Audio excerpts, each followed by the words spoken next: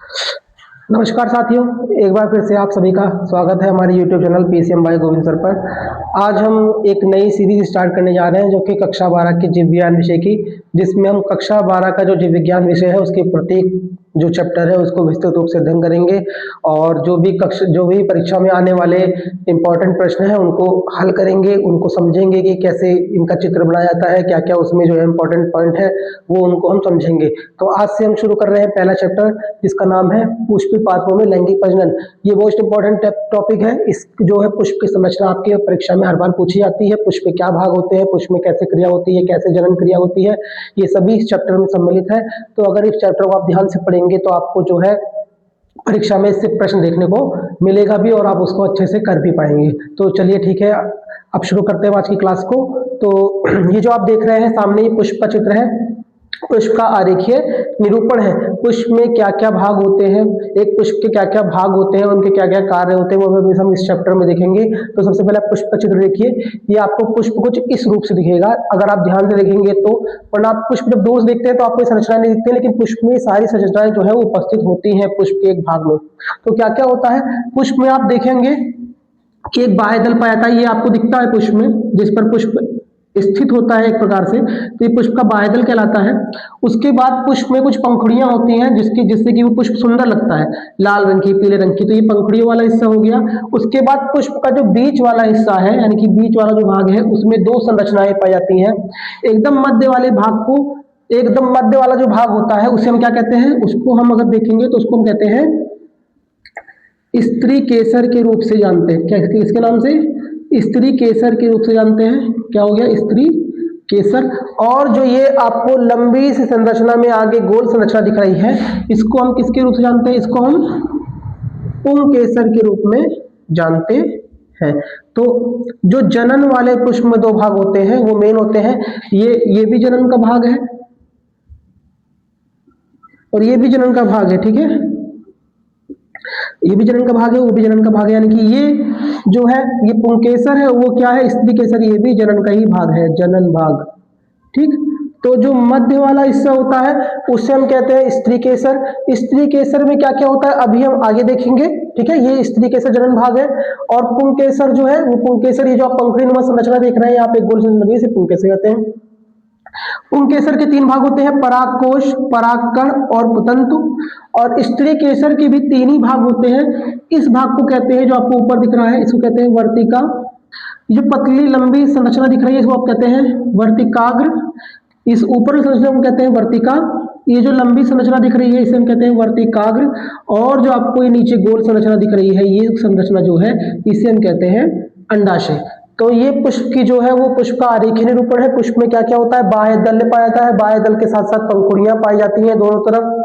और मध्य वाले भाग में दो दो जनन भाग पाए जाते हैं। एक को हम कहते हैं स्त्री केसर, एक को हम कहते हैं पुंकेसर। स्त्री केसर जो है वो मादा वाला भाग होता है और पुंकेसर जो है वो नर वाला भाग होता है, जो कि जनन क्रिया में क्या करता है? जनन क्रिया में भाग लेता है। अभी हम इसको विस्तृत रूप से आपको बताएंगे प्रत्येक भाग को, यानी कि पुंकेसर को भी और स्त्री केसर को भी हम आपको विस्तृत रूप से जानकारी देंगे इसमें होता क्या क्या है, ठीक है। तो अगर आपको इसका स्क्रीनशॉट लेना है तो स्क्रीनशॉट ले लीजिए। इसके बाद हम आगे बढ़ते हैं, ठीक है। तो चलिए आगे बढ़ते हैं। तो इसके बाद हम देखेंगे पुंकेसर और स्त्री केसर में क्या क्या होता है, ठीक।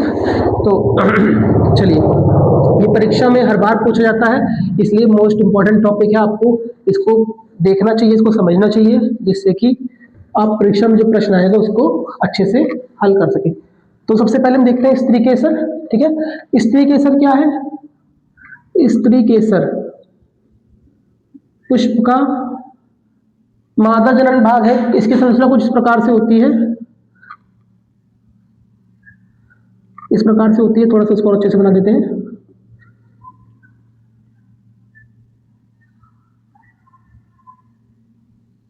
ये कुछ इस प्रकार की संरचना होती है। इसमें सबसे ऊपर वाला जो भाग होता है इसे क्या कहते हैं? इसे कहते हैं वर्तिकाग्र।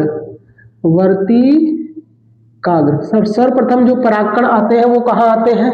वर्तिकाग्र पर आते हैं। वर्तिकाग्र पर क्या आते हैं? सर्वप्रथम परागकण आते हैं। अब आप सोच रहे होंगे परागकण क्या है, हम आपको परागकण भी बताएंगे।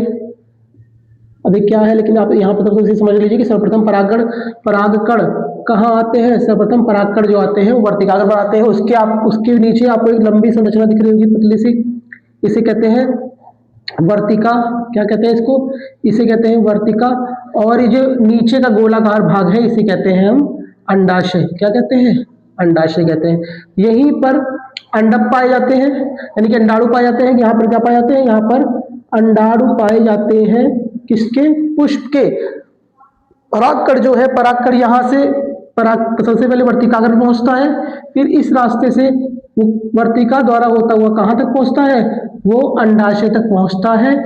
और किसकी क्रिया होती है? और निषेचन की क्रिया होती है। ये था आपका स्त्री केसर। स्त्री केसर में 3 भाग, वर्तिकाग्र, वर्तिका और अंडाशय।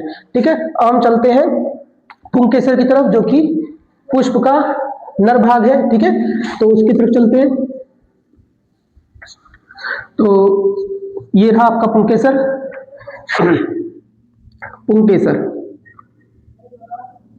पुंकेसर जो है, पुंकेसर कुछ इस प्रकार की संरचना होती है आपकी। इस प्रकार की गोलाकार संरचना होती है। ठीक है, तो ये जो आपकी पतली सी, जो ये आपका जो ये सिरा है, ये पुष्प के बाह्यदल के पास जो है जुड़ा होता है। इसे हम कहते हैं तंतु। क्या कहते हैं? इसे हम कहते हैं तंतु कहते हैं। ये जो गोलाकार भाग दिख रहा है, इस गोलाकार भाग को हम कहते हैं पराग कोश। क्या कहते हैं? पराग कोश कहते हैं। और इस पराग कोश के अंदर छोटी छोटी दानेदार संरचनाएं पाई जाती हैं, जिन्हें हम कहते हैं पराग कण। क्या कहते हैं इनको हम कहते हैं पराग कण। ठीक, पराग कण कहते हैं। तो ये पुंकेसर जो है, ये पुष्प का क्या है? नर भाग होता है। ठीक है, ये पुष्प का क्या होता है? ये पुष्प का नर भाग होता है, जो कि जनन क्रिया में भाग लेता है। इसके भी 3 भाग हैं, परागकण, परागकोश और तंतु। तंतु जो है वो बाह्यदल से जुड़ा होता है। परागकोश एक थैलीनुमा संरचना होती है, जिसके अंदर क्या पाए जाते हैं? जिसके अंदर परागकण जो है वो पाए जाते हैं। तो आपको ये भी पता लग गया, यहीं से परागकण जो है वो कहाँ जाते हैं? वो पुष्प के वर्तिकाग्र पर पहुंचते हैं। वो भी क्रिया हम आगे पढ़ेंगे अभी। तो अभी हम बेसिक आपको जानकारी दे रहे हैं कि क्या क्या होता है। ठीक, इसके बाद हम पढ़ने वाले हैं परागकोश की जो संरचनाएं हैं, परागकोश की संरचनाएं क्या होती है। ठीक है, तो अगर आप इसका स्क्रीनशॉट लेना चाहें तो ले सकते हैं। आगे चलते हैं नेक्स्ट टॉपिक पर। इसके बाद हम देखेंगे परागकोश की संरचनाएं। ठीक, तो जो परागकोश होता है कुछ इस प्रकार का होता है। इस प्रकार की संरचना होती है परागकोश की। ये जो परागकोश है, जो भी हमने देखा गोलाकार भाग, जब इसको आप काटेंगे, ये इसकी संरचना आपको अंदर कुछ इस प्रकार दिखाई देगी। कुछ इस प्रकार की संरचना दिखाएगी। इसी के अंदर क्या है? आपके परागकण जो है वो बनते हैं। यानी कि ये जो आपको दिख रहा है, इसी के अंदर आपको जो है वो परागकण जो है वो बनते हैं। ठीक, कुछ इस प्रकार की संरचना होती है। यहाँ पर, यहाँ पर, यहाँ पर, यहाँ पर इस पे 3 परतें पाई जाती हैं। इस पे 3 परतें पाई जाती हैं।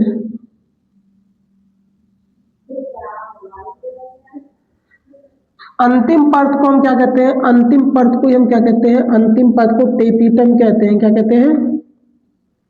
अंतिम परत को टेपिटम कहा जाता है। एक इसके मध्य परत पाई जाती है, जिसे हम कहते हैं मध्य परत कहते हैं। एक को हम बाहर वाली परत कहते हैं, उसे कहते हैं एपिडर्मिस कहते हैं। सबसे बाहर वाली परत को कहते हैं एपिडर्मिस। क्या कहते हैं? एपिडर्मिस कहते हैं। सबसे बाहर वाली परत को एपिडर्मिस, बीच वाली परत को मध्य परत, और सबसे लास्ट वाली परत को क्या कहते हैं? सबसे लास्ट वाली परत को हम टेपिटम कहते हैं। टेपिटम सबसे आंतरिक परत होती है, और यहीं पर क्या पाए जाते हैं? यहीं पर किसका विकास होता है? यहीं पर पराग कणों का जो है वो विकास होता है। यानी कि इसी के अंदर जो है परागकण पाए जाते हैं। तो ये किसकी संरचना है? ये संरचना है आपकी किसकी संरचना? ये है परागकोश की संरचना।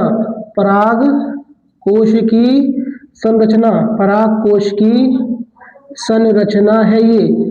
जिससे कि हम क्या समझेंगे, जिसमें समझेंगे पराग कोश के अंदर क्या क्या होता है। तो पराग कोश ऐसी गोलाकार संरचना होती है।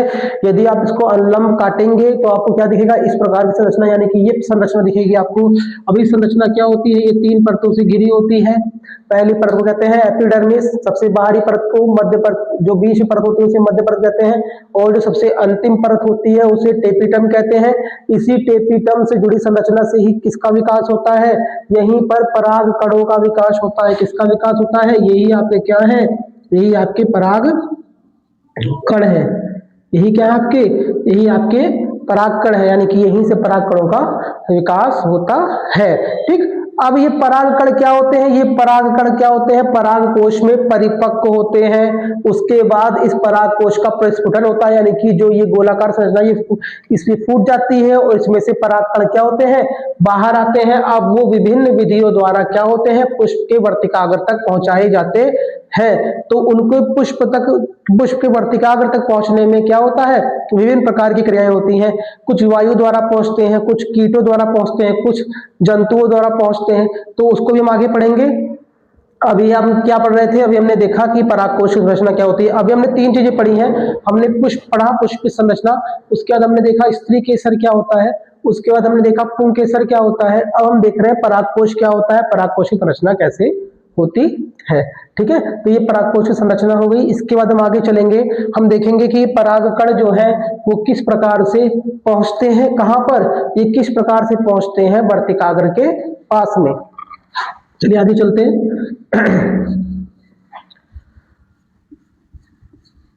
तो ये थी आपकी परागकोश की संरचना। ठीक है, इसके बाद हम देखेंगे क्या, निषेचन कैसे होता है, निषेचन क्रिया कैसे होती है। हम पढ़ेंगे निषेचन। निषेचन, निषेचन क्या होता है, अभी मैंने बताया जब आपके किसके, जब आपके ये है, ये है नर, ये है पुष्प का नर भाग, ये है पुष्प का मादा भाग। इसी में क्या थे, इसी में पराग कण है, पराग क्या है, पराग कण है। और ये क्या है, ये पराग कोश है। पराग कोश क्या होगा, पराग कोश परिपक्व होकर इसमें प्रस्फुटन हो जाएगा, यानी कि फूट जाएगा। तो यही पराग कण जो है, यही पराग कण क्या होंगे, कहाँ पहुंचेंगे, यही पराग कण जो है पुष्प के वर्तिकाग्र पर पहुंचेंगे। कहाँ पहुंचेंगे, वर्तिकाग्र पर पहुंचेंगे। किस विधि द्वारा, आपने देखा होगा तितलियां, कीट जो है वो फूलों पर मंडराते रहते हैं, तो वो अपने पैरों में क्या चिपका लेते हैं, इन परागकणों को चिपका लेते हैं, और जब वो यहाँ से यहाँ आते हैं तो परागकण यहाँ से यहाँ पहुंचता है। या फिर वायु तेज गति में चलती है तो भी परागकण यहाँ से यहाँ पहुंच जाते हैं। ठीक है, जैसे आप कभी सरसों के खेत में कभी जाइएगा, सरसों खेत में जैसे आप घुसेंगे और सरसों खेत से फूलों से जब लगते हुए बाहर निकलेंगे तो आपके ऊपर, यानी कि आपके कपड़ों के ऊपर क्या होगा, एक पीले रंग का पाउडर समान संरचना जो है वो लग जाएगी। वही क्या है, वो सब क्या होते हैं, वही परागकण होते हैं। यानी कि इंसान जो है, यानी कि मनुष्य जो है वो भी क्या करता है, परागण की क्रिया में सहायता करता है। यानी कि वो पराग कणों को कहाँ पहुंचाने में सहायता करता है, वर्तिकाग्र को। कीट पतंगे तो करते ही हैं। ठीक है, तो जब ये परागकण कहाँ पहुंच जाएगा, वर्तिकाग्र पहुंच जाएगा, तो ये यहाँ से वर्तिका से होता हुआ इस जगह पर यहाँ पे क्या पाया जाता है, यहाँ पे अंडाशय पाया जाता है। यहाँ पे क्या पाया जाता है, अंडाशय। तो ये वर्तिका से होता हुआ, वर्तिका से होता हुआ कहाँ पहुंचेगा, ये वर्तिका से होता हुआ कहाँ पहुंचेगा, पहुंचेगा अंडाशय के पास। अंडाशय में क्या उपस्थित है, अंडाशय में अंडाणु उपस्थित है। क्या उपस्थित है, अंडाणु उपस्थित है अंडाशय में। तो अंडाशय, एक अंडाशय में कई सारे अंडाणु उपस्थित होते हैं। ठीक है, जो आपका परागकण आ रहा है, ये आपका परागकण किसी एक अंडाणु से, परागकण जो है, परागकण जो है वो किसी एक अंडाणु से क्रिया करेगा। किससे क्रिया करेगा, किसी एक अंडाणु से क्रिया करेगा, और क्या हो जाएगा, निषेचन की क्रिया शुरू हो जाएगी, या निषेचन की क्रिया हो जाएगी। इसे निषेचन कहते हैं। जब परागकण पुष्पों में, जब परागकण किसी अंडाणु के साथ क्रिया करता है तो उसे निषेचन कहते हैं। ठीक है, क्या कहते हैं उसे, उसे निषेचन कहते हैं। अब ये निषेचन जो है, यानी कि जो परागण की क्रिया है, परागण की क्रिया भी 2 प्रकार की होती है। आपने हाई स्कूल की कक्षा में पढ़ा होगा कि परागण 2 प्रकार का होता है, स्वपरागण और परपरागण। अगर आपको नहीं पता है तो मैं अभी आपको थोड़ा सा उसके बारे में बता दूंगा। तो ये परागकण के परागकोश से वर्तिकाग्र तक पहुंचने की क्रिया क्या कहते हैं, इस क्रिया को कहते हैं परागण। क्या कहते हैं, क्या कहते, परागण कहते हैं।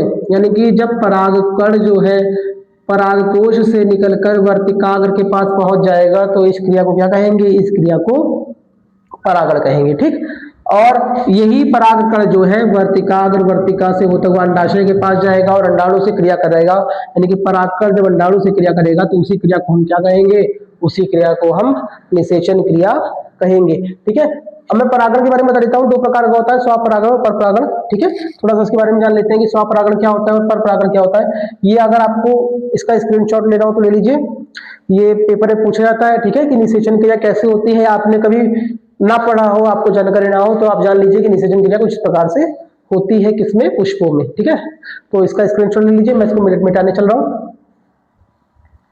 तो इसको मिटाते हैं, हम आगे चलते हैं।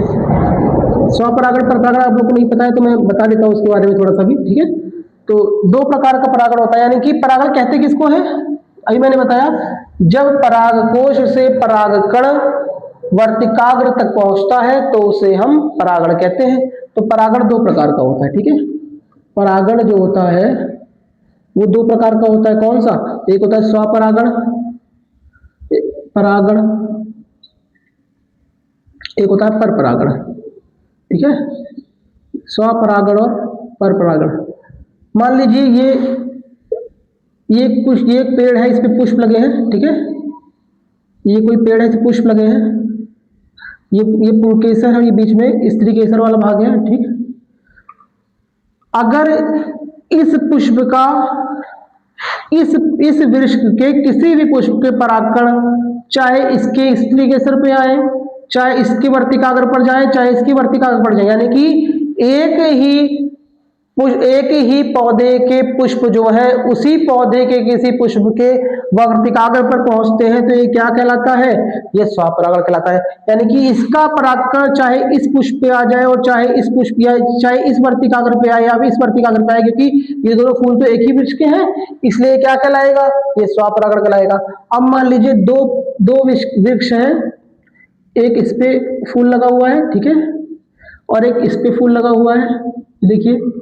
तो अब इसका परागकण यानी कि इस वृक्ष का परागकण किसी भी विधि से यदि इसके वर्तिकाग्र पर पहुंच जाएगा, यानी कि दूसरे किसी वृक्ष के पुष्प के वर्तिकाग्र पर पहुंच जाएगा तो ये क्या कहलाता है, ये परपरागण कहलाता है। स्वपरागण में क्या होता है, एक ही वृक्ष के पुष्पों के बीच निषेचन क्रिया होती है।